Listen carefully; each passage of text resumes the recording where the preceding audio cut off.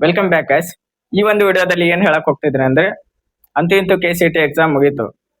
ಇನ್ನೇನು ಮುಂದೇನು ಅನ್ನುವಂತ ಗೊಂದಲ ತುಂಬಾ ಸ್ಟೂಡೆಂಟ್ ಗಳಿಗೆ ಇರುತ್ತೆ. ನೀವು ಆಲ್ರೆಡಿ ನೀಟ್ಗೆ ಅಪ್ಲೈ ಮಾಡಿದ್ರೆ ನೀವು ನೀಟ್ ಎಕ್ಸಾಮ್ ನ ಬರೀರಿ. ಇಲ್ಲ ನಾನು KCET ಥ್ರೂ ಮುಂದೆ ಯಾವ್ದಾರ ಒಂದು ಫೀಲ್ಡಿಗೆ ಹೋಗಿ ಓದ್ಕೊಂತೇನೆ ಅಂದ್ರೆ ನೀವು ಅದನ್ನು ಮಾಡ್ಬೋದು. ನೀವು ಯಾರ್ಯಾರ ನೀಟಿಗೆ ಪ್ರಿಪೇರ್ ಆಗ್ತಿದ್ರಲ್ಲ, ಓಕೆ ನೀವು ಪ್ರಿಪೇರ್ ಆಗ್ರಿ.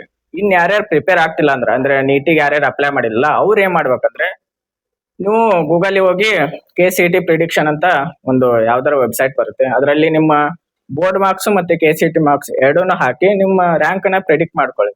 ನಿಮ್ಮ ಸಮಾಧಾನಕ್ಕೋಸ್ಕರ ಅಷ್ಟೇ. ರ್ಯಾಂಕ್ ನ ಪ್ರಿಡಿಕ್ಟ್ ಮಾಡ್ಕೊಂಡ ನಂತರ ಪ್ರೀವಿಯಸ್ ಇಯರ್ ಯಾವ ಕಾಲೇಜ್ ಎಷ್ಟೆಷ್ಟು ಇದು ಯಾವ್ದು ಕಟ್ ಆಫ್ ಇದೆ, ಯಾವ್ದಾವ ಕಾಲೇಜಲ್ಲಿ ಎಷ್ಟೆಷ್ಟು ಕಟ್ ಆಫ್ ಇದೆ ಅಂತ ನೋಡ್ಕೊಳ್ಳಿ. ನೋಡ್ಕೊಂಡ ನಂತರ ನೀವು ಒಂದು 10 to 20 ಒಂದು ಕಾಲೇಜನ್ನ ಲಿಸ್ಟ್ ಮಾಡ್ಕೊಳ್ಳಿ. ಅಂದ್ರೆ ನಿಮ್ಗೆ ನಿಮ್ಮ ರ್ಯಾಂಕ್ ತಕ್ಕಂತ ಆ ಕಾಲೇಜ್ ಸಿಗ್ಬೇಕು. ಅಷ್ಟ ಕಾಲೇಜನ್ನ ಲಿಸ್ಟ್ ಮಾಡ್ಕೊಳ್ಳಿ. ಮುಂದೆ ಕೌನ್ಸಿಲಿಂಗ್ ಗೆ ತುಂಬಾ ಹೆಲ್ಪ್ ಆಗುತ್ತೆ. ಯಾಕಂದ್ರೆ ಕೌನ್ಸಿಲಿಂಗು ಆಫ್ಲೈನ್ ಇರಲ್ಲ, ಎಲ್ಲಾ ಕೌನ್ಸಿಲಿಂಗ್ ಆನ್ಲೈನ್ ಇರುತ್ತೆ. ಇದರಲ್ಲಿ 3 ರೌಂಡ್ ಇರ್ತವೆ. 1ನೇ ರೌಂಡ್, 2ನೇ ರೌಂಡ್, 3ನೇ ರೌಂಡ್ ಮಟ್ಟ ಇರುತ್ತೆ.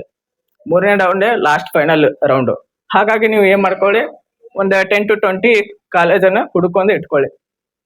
ನೀವು ಪರ್ಟಿಕ್ಯುಲರ್ ಆಗಿ ಇಂಜಿನಿಯರ್ಗೆ ಹೋಗ್ತೇನೆ ಅಂದ್ರೆ ಇಂಜಿನಿಯರಿಂಗ್ ಕಾಲೇಜನ್ನ ಲಿಸ್ಟ್ ಮಾಡ್ಕೊಳ್ಳಿ. ಅಥವಾ ಪರ್ಟಿಕ್ಯುಲರ್ BSc ನರ್ಸಿಂಗ್ ಯಾವ್ದಾರ ಒಂದು ಕೋರ್ಸಿಗೆ ಹೋಗ್ತೇನೆ ಅಂದ್ರೆ ಆ ಕೋರ್ಸಿಗೆ ತಕ್ಕಂತ ಕಾಲೇಜನ್ನ ಒಂದು ಲಿಸ್ಟ್ ಮಾಡ್ಕೊಂಡು ಇಟ್ಕೊಳ್ಳಿ.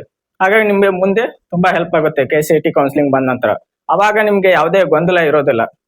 ಓಕೆನಾ? ಮತ್ತೆ ಇನ್ನೇನಾದ್ರು ಡೌಟ್ ಇದ್ರೆ ಕಮೆಂಟ್ ಬಾಕ್ಸ್ ಅಲ್ಲಿ ಹಾಕಿ. ಮತ್ತೆ ಮುಂದಿನ ವಿಡಿಯೋದಲ್ಲಿ ಸಿಗೋಣ. ಎಲ್ಲರಿಗೂ ಆಲ್ ದ ಬೆಸ್ಟ್.